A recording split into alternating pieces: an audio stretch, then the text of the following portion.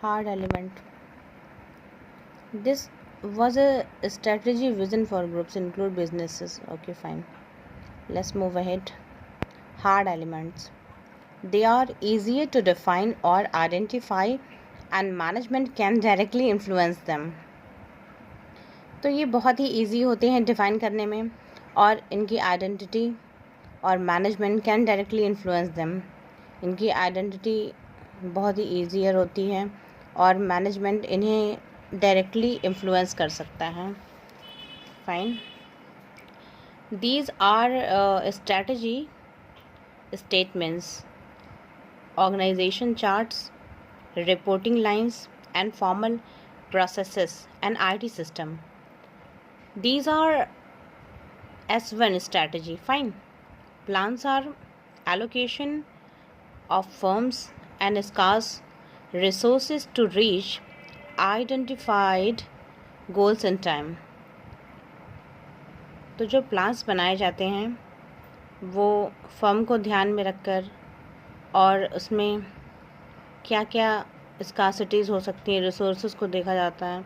To reach identify क्या क्या कमियां हैं और क्या क्या दिक्कतें आएंगी और आइडेंटिफाई किया जाता है गोल को कि उन्हें विद इन टाइम फ्रेम कैसे अकम्प्लिश किया जा सके. Plans for the allocation of the firm's scarce resources to reason identified goal in time. तो आइडेंटिफाई गोल जिनको आइडेंटिफाई किया गया उन्हें within a time frame कैसे अकम्प्लिश किया जा सके. S2 structure. The way of organizations unit relate to each other is centralize function divisions top down decentralize large holding matrix network.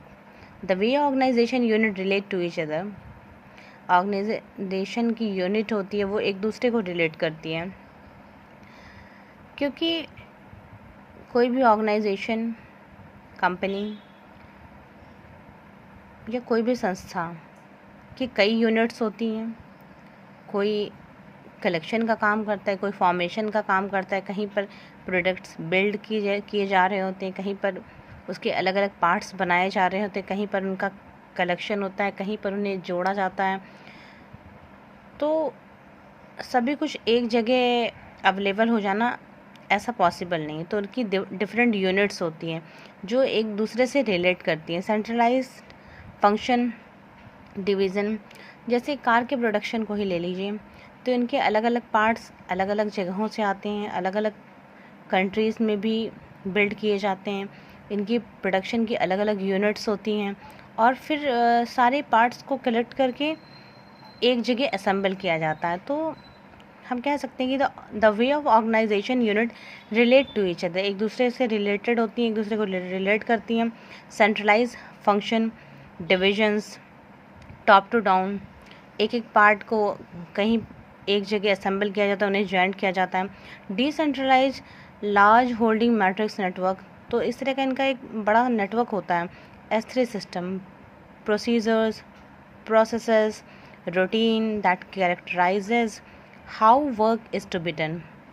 तो उसमें प्रोसीजर होता है, एक प्रोसेस के थ्रू जाना पड़ता है और डेली रूटीन वर्क होता है जो कि उसे कैरेक्टराइज कर रहा होता है कि how work is to be done, जो वर्क है वो कैसे किया जाना है. एंड फिनेंशियल सिस्टम, एक इनका फिनेंशियल सिस्टम होता है. हायरिंग प्रोसीजर को हायर करते हैं. इंफॉर्मेशन सिस्टम, एक इंफॉर्मेशन सिस्टम होता है कि हर चीज़ों के बारे में इंफॉर्मेशन कलेक्ट करना, उसे कैसे फॉर्म करना है, ऑर्गेनाइजेशन को कैसे चलाना है, वर्कर्स से काम कैसे लेना है. परफॉर्मेंस अप्रेजल, और फिर उस परफॉर्मेंस को अप्रेज किया जाता है. Soft element.